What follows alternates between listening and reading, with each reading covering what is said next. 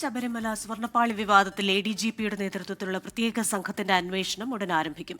അന്വേഷണ സംഘാംഗങ്ങളുടെ യോഗം ഉടൻ തന്നെ ചേരാനാണ് മേൽനോട്ട ചുമതല വഹിക്കുന്ന ADGP H. വെങ്കിടേഷിന്റെ തീരുമാനം.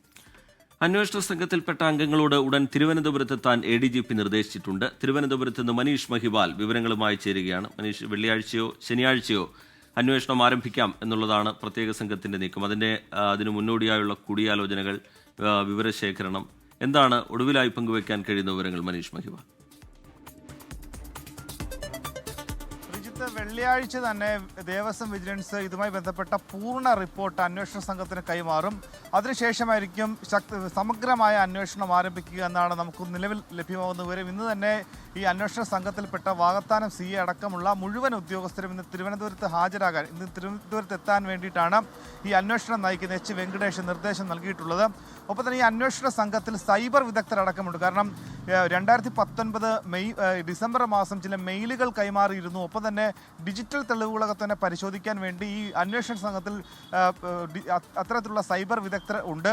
ഒരു മാസത്തിനുള്ളിൽ തന്നെ ഹൈക്കോടതിക്ക് റിപ്പോർട്ട് നൽകാനാണ് തീരുമാനം. അത്തരത്തിൽ സമഗ്രമായ അന്വേഷണമുണ്ട്. ഒപ്പം തന്നെ സർക്കാരിൻ്റെ ആവശ്യം ഈ ഒരു വിഷയം മാത്രമല്ല, 2019 വിഷയം മാത്രമല്ല, 1999 മുതൽ വിജയമല്യ 30 കിലോഗ്രാം സ്വർണം അവിടെ പൂശാൻ അല്ലെങ്കിൽ അത് പൊതിയാൻ നൽകിയത് മുതൽ UDF ഭരണകാലത്തെ അടക്കമുള്ള കാര്യങ്ങൾ, അഴിമതികളടക്കം അന്വേഷിക്കണം എന്നുള്ള ആവശ്യമാണ് സർക്കാർ ഹൈക്കോടതിയെ അറിയിക്കുക. നിലവിൽ അത്തരത്തിലുള്ള കാര്യങ്ങൾ നിലവിൽ അറിയിച്ചിട്ടുമുണ്ട്.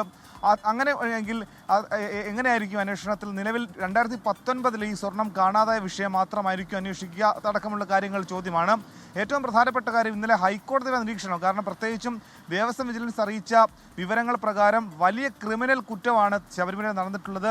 ഏകദേശം 1500-ലധികം ഗ്രാം ഉണ്ടായിരുന്ന സ്വർണത്തിൽ പിന്നീട് അത് 3900 ഗ്രാമായി മാറി. അത്തരത്തിൽ വലിയ മോഷണം, അതായത് ആ സ്വർണം തന്നെ കാണാതെ പോയി, സ്വർണ്ണം തന്നെ നഷ്ടപ്പെട്ടു, അത് അപഹരിക്കപ്പെട്ടു എന്ന് കോടതിക്ക് പ്രഥമ ദൃഷ്ട്യാ ബോധ്യപ്പെട്ടതിൻ്റെ അടിസ്ഥാനത്തിലാണ് ഉന്നതതല അന്വേഷണം ആരംഭിച്ചിട്ടുള്ളത്. ഇതുമായി ബന്ധപ്പെട്ട ഒരു തരത്തിലുമുള്ള ഇതുമായി ബന്ധപ്പെട്ട കുറ്റം ചെയ്തവർ ഒരിക്കലും രക്ഷപ്പെട്ടുകൂടാ എന്ന കോടതിയുടെ ഒരു കണ്ടെത്തലാണ്, അല്ലെങ്കിൽ കോടതിയുടെ ഒരു നിലപാടിൻ്റെ ഭാഗമായിട്ട് കൂടിയാണ് ഇങ്ങനെ അന്വേഷണം പ്രഖ്യാപിച്ചിട്ടുള്ളത്. ഏറ്റവും പ്രധാനപ്പെട്ട കാര്യം ഇതുമായി ബന്ധപ്പെട്ട ആരെയൊക്കെ ചോദ്യം ചെയ്യുമെന്നുള്ളത്. നിലവിൽ ദേവസ്വം വിജിലൻസ് 2 തവണയാണ് ഉണ്ണികൃഷ്ണൻ പോറ്റിയെ ചോദ്യം ചെയ്തിട്ടുള്ളത്.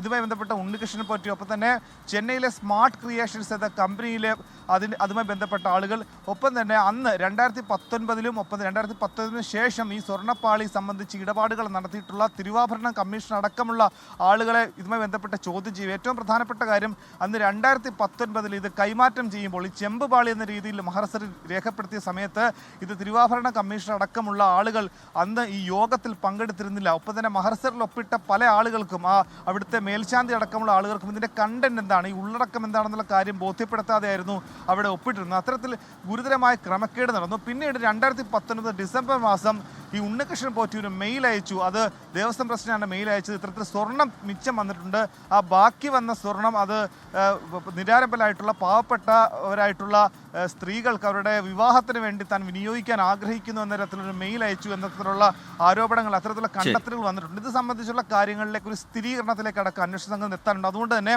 അന്വേഷണ സംഘത്തിന്റെ ഓരോ നീക്കങ്ങളും നിർണായകമായിരിക്കും. റീജിത്ത്, ക്രിസ്റ്റീന. ശരി, മനീഷ് മഹിവാലാണ് വിശദാംശങ്ങളുമായി ചേർന്നത്.